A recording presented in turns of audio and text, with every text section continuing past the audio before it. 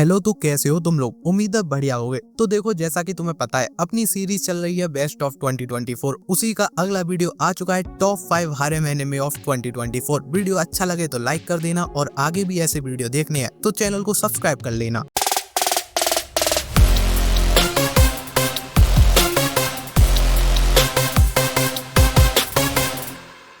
Number 5 पर आता है चेन सोल्जर। तो ये एनिमे रहा उन लोगों के लिए जिन्हें एक एनिमे के अंदर स्टोरी भी चाहिए, एक्शन भी चाहिए, लेकिन वो एनिमे की जो सुंदरता होती है वो खत्म नहीं होनी चाहिए। समझ जाओ किस सुंदरता की बात कर रहा हूँ। अब इसकी स्टोरी की बात करें तो जापान में कई जगह पर कुछ डोर्स ओपन हो चुके हैं जो कि इस दुनिया को एक ऐसी दुनिया से जोड़ रहे हैं जहाँ मॉन्स्टर्स मौजूद हैं। तो ये इंसानों के लिए काफी खतरे की बात हो गई है। लेकिन फिर कुछ ऐसा भी हो गया है जिससे अर्थ पर रह रही सभी फीमेल्स के अंदर पावर्स आने लगे हैं। वो सुपर हीरोज बन गई हैं। तो अब वो इन पावर से सभी को बचा सकती हैं। और जो ये इतना कुछ चल रहा है, इसी सब के बीच में है अपना हीरो जो कि एक मॉन्स्टर के चक्कर में पड़ गया था और जिस लड़की ने उसकी जान बचाई उसने उसे अब अपना स्लेव बना लिया है। वो मॉन्स्टर से लड़ने के लिए उसकी एनर्जी खींच रही है। बस वो तरीके जिनका वो यूज कर रही है उसकी एनर्जी खींचने के लिए, वो यहाँ यूट्यूब पर दिखाने के लायक नहीं है। वो तुम एनिमे में देखना, बस तुम समझने की कोशिश करो वो एनर्जी खींच कैसे रही होगी। कनेक्शन भाई। नंबर 4 जीजी हारेम। इस एनिमे के अंदर तुम्हें स्टोरी देखने मिलेगी first year high school student Rin Nanakura की। देखो, रिन ड्रामा क्लब ज्वाइन करना चाहती थी लेकिन उसे पता नहीं था स्कूल का ड्रामा क्लब है किस तरफ। तो वो रैंडमली एक लड़के से पूछती है, क्या तुम मुझे बता सकते हो ड्रामा क्लब कहाँ है? ये लड़का है इजी और ये रिन से कहता है, अरे हाँ क्यों नहीं, मैं ही तो ड्रामा क्लब का प्रेसिडेंट हूँ। लेकिन क्या तुम्हें सच में ड्रामा क्लब ज्वाइन करना है? क्योंकि उसमें अभी सिर्फ एक ही मेंबर है और वो हूँ मैं। तो मेंबर भी मैं हूँ और प्रेसिडेंट भी मैं हूँ। लेकिन जैसे ही रिन ड्रामा क्लब पहुँचती है तो वहाँ बहुत सारे मेंबर्स थे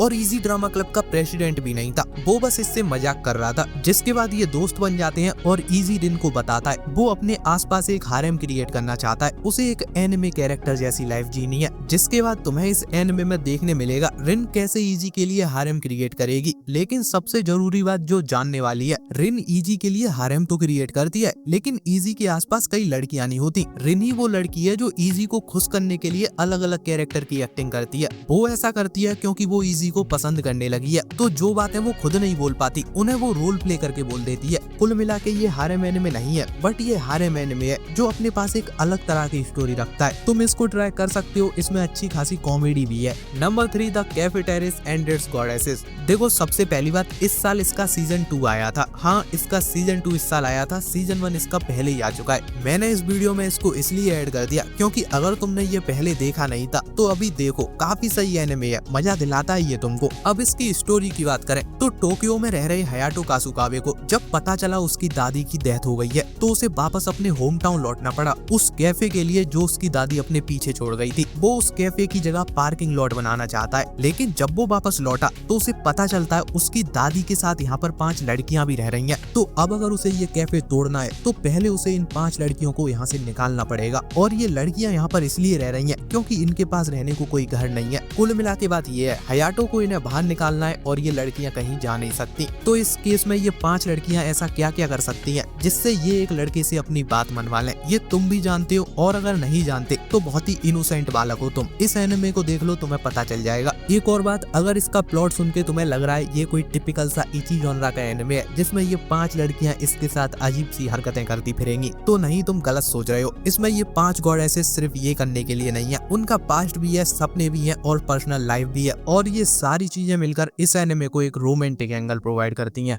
number 2 tying the knot with Amagami sisters. इस एनिमे के अंदर तुम्हें स्टोरी देखने मिलेगी ओरियू कामेहाते की, जिसका बचपन कुछ बढ़िया नहीं रहा है। उसे काफी प्रॉब्लम्स को फेस करना पड़ा है। लेकिन इतना सब होने के बाद भी वो अपने सपनों को पूरा करने के लिए लाइफ की रेस में दौड़ रहा है। वो रुकना नहीं चाहता। उसे मेडिकल स्कूल में जाना है। लेकिन इसी रेस में दौड़ते हुए जब वो अपने नए फॉस्टर होम पहुंचता है जो कि एक श्राइन है, यहाँ पहुंचकर एक बार फिर से उसकी पूरी दुनिया हिल जाती है। जिस जगह पर वो शांति से पढ़ाई करने आया था उसे यहाँ पर सब कुछ मुमकिन लग रहा है सिवाय शांति के। क्योंकि यहाँ पहुंचकर उसे पता चल रहा है उसे अब 3 लड़कियों के साथ रहना है, वो भी एक ही घर में, और ये तीनों की तीनों सिस्टर्स हैं। तो देखो, ये भी ऐसा हारेम एनिमे है जिसमें एक लड़का और लड़कियां सब एक ही घर में रह रही हैं। तो तुम इससे भी वही एक्सपेक्ट करो जो कि तुम अब cafe terrace and it's goddesses से कर रहे हो। बस इसमें एक चीज अलग है, इस लड़के को इन 3 सिस्टर में से किसी एक से शादी करनी है। तो कुल मिला के बात ये है, इस एनिमे के अंदर तुम्हें इस लड़के के हर लड़की के साथ टाइम टू टाइम कुछ कमाल के मूवमेंट्स देखने मिलते रहेंगे।